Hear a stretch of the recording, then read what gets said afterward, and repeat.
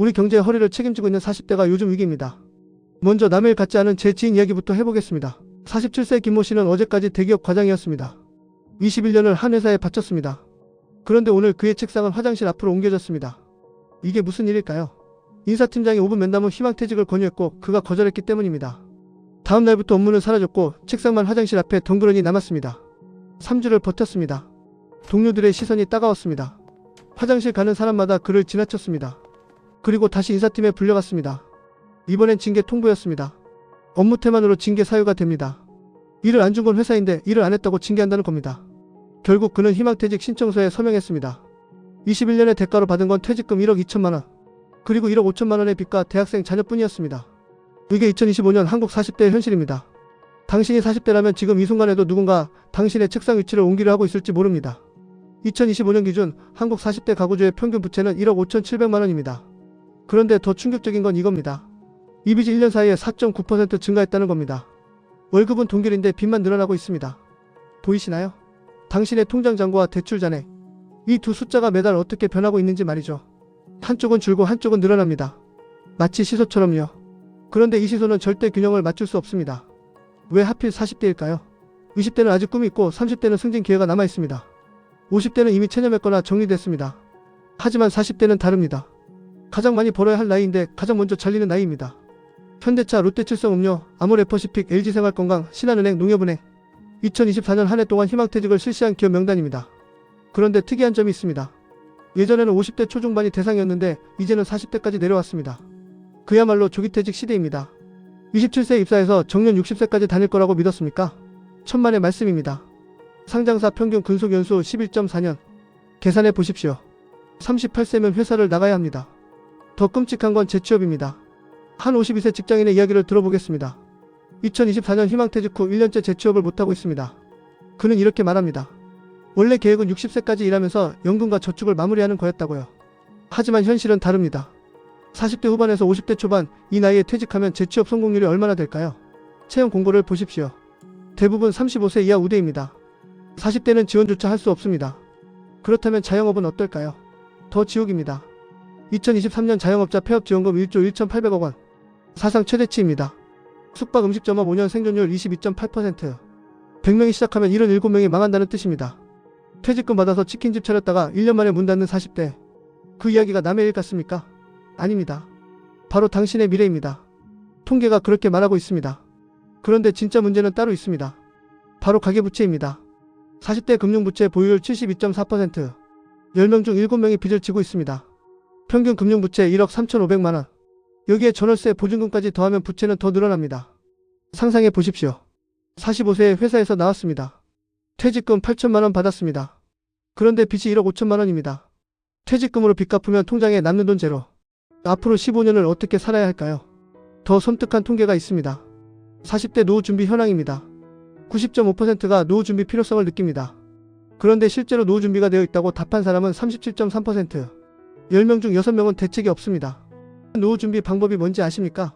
공적연금 69.5%, 개인연금은 고작 6.8%입니다. 국민연금에만 의지하고 있다는 겁니다. 그런데 국민연금 월 수령액 평균이 얼마인지 아십니까? 60만 원입니다. 이걸로 노후를 살 수 있을까요? 40대가 인식하는 노후 최소 생활비 월 139만 원, 적정 생활비 197만 원.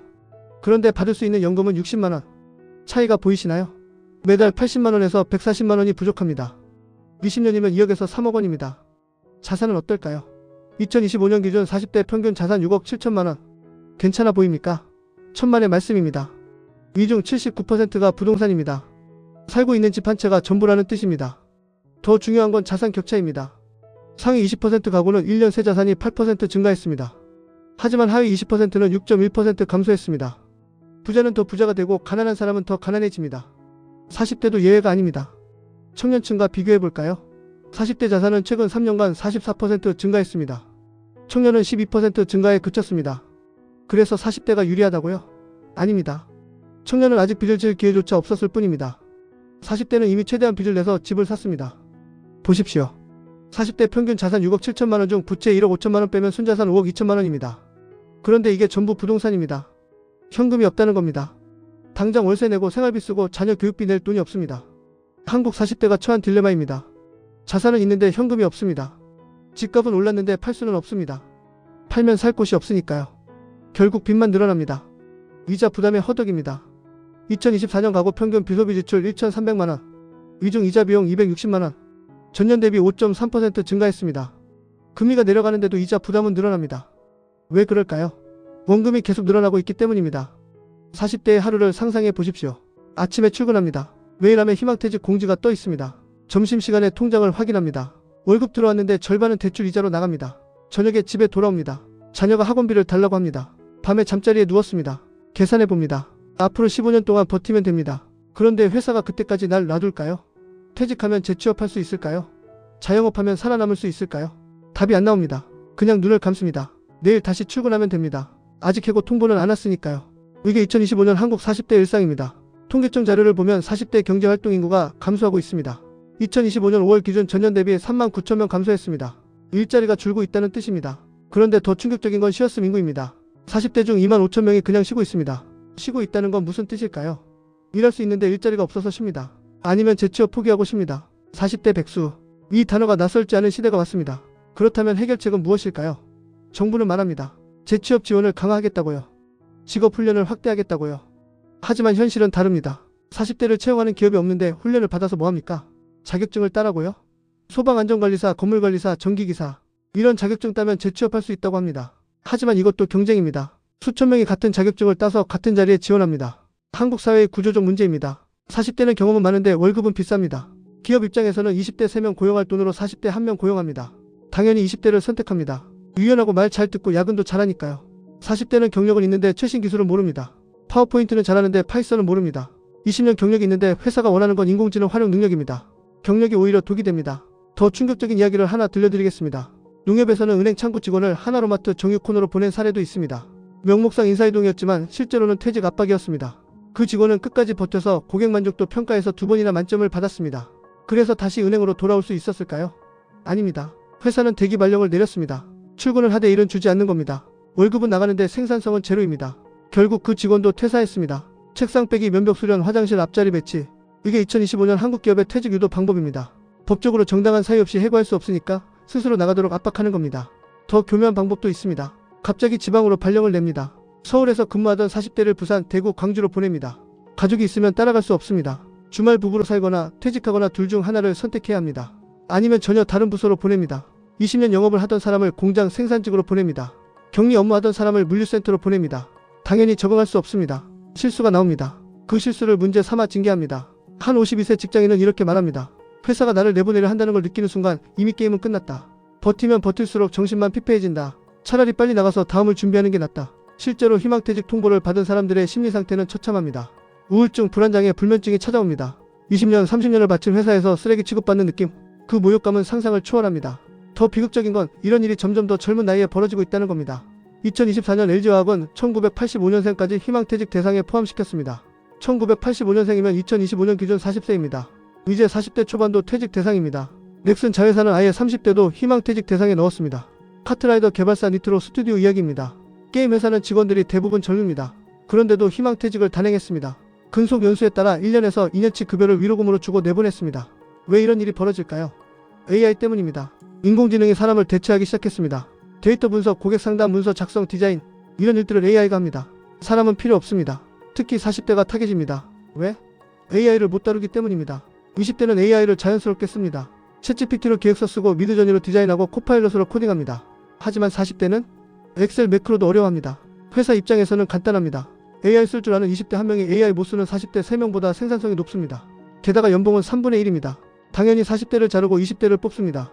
더 비극적인 건 가족입니다. 40대는 자녀 교육비가 정점입니다. 고등학생, 대학생 자녀를 둔 나이입니다. 학원비, 등록금, 생활비 한 달에 300만 원이 나갑니다. 그런데 수입은 끊깁니다. 배우자는 묻습니다. 언제까지 이렇게 살 거냐고요. 재취업은 안 하냐고요. 그 말을 들으면 가슴이 답답합니다. 하고 싶어도 자리가 없습니다. 면접 보러 가면 나이부터 묻습니다. 47세라고 하면 표정이 굳습니다.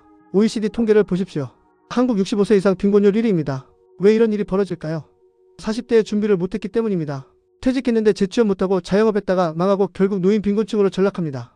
15년 뒤 당신의 모습입니다. 60세가 됐습니다. 국민연금 60만원 받습니다. 월세 50만원 내면 10만원 남습니다. 한 달을 10만원으로 삽니다. 자녀에게 손 벌리기 싫어서 참습니다. 이게 한국 노인의 현실입니다. 그렇다면 우리는 어떻게 해야 할까요? 절망하지 마십시오.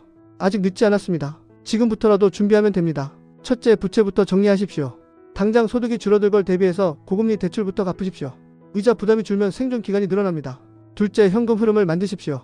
부동산만 믿지 마십시오. 배당주, 리츠, 채권. 매달 돈이 들어오는 자산에 투자하십시오. 월 50만 원이라도 들어오면 심리적 안정감이 다릅니다. 셋째, 재취업 가능한 기술을 배우십시오. 나이는 숫자일 뿐입니다. 중요한 건 능력입니다. 데이터 분석, 디지털 마케팅, 프로젝트 관리. 나이와 상관없이 필요한 기술을 익히십시오. 넷째, 건강 관리하십시오. 40대는 건강이 무너지기 시작하는 나이입니다. 병원비 나가기 시작하면 재정 계획이 무너집니다. 지금부터 운동하고 건강검진 받고 관리하십시오. 다섯째, 인적 네트워크를 유지하십시오. 퇴직 후 가장 중요한 건 사람입니다. 회사 동료, 업계 지인, 선후배. 이 관계가 재취업이나 새로운 기회 문을 엽니다. 마지막으로 현실을 직시하십시오. 정년까지 다니는 건 불가능합니다. 언제든 나갈 수 있다는 걸 인정하십시오. 그래야 대비합니다. 부정하면 당합니다. 한국 40대는 샌드위치 세대입니다. 위로는 부모 봉양, 아래로는 자녀 교육. 양쪽에서 쥐어짜입니다. 그런데 회사는 내보내려 하고 사회는 외면합니다. 하지만 포기하지 마십시오. 당신은 아직 젊습니다. 40대면 앞으로 20년을 더 일할 수 있습니다. 방법을 찾으면 됩니다. 한 우물만 파지 말고 여러 가지 시도하십시오. 부업도 좋습니다. 프리랜서도 좋습니다. 작은 사업도 좋습니다. 중요한 건 현금 흐름입니다. 돈이 들어와야 살 수 있습니다. 자존심 버리고 할 수 있는 일을 하십시오. 통계는 냉정합니다. 하지만 당신은 통계가 아닙니다. 당신은 살아있는 인간입니다. 선택할 수 있고 변할 수 있고 극복할 수 있습니다. 절망적인 40대 경제. 이건 사실입니다. 하지만 절망에서 희망을 만드는 것도 당신의 몫입니다. 지금부터 준비하십시오. 아직 늦지 않았습니다. 톡톡톡 경제에서 당신의 삶을 응원하겠습니다. 감사합니다.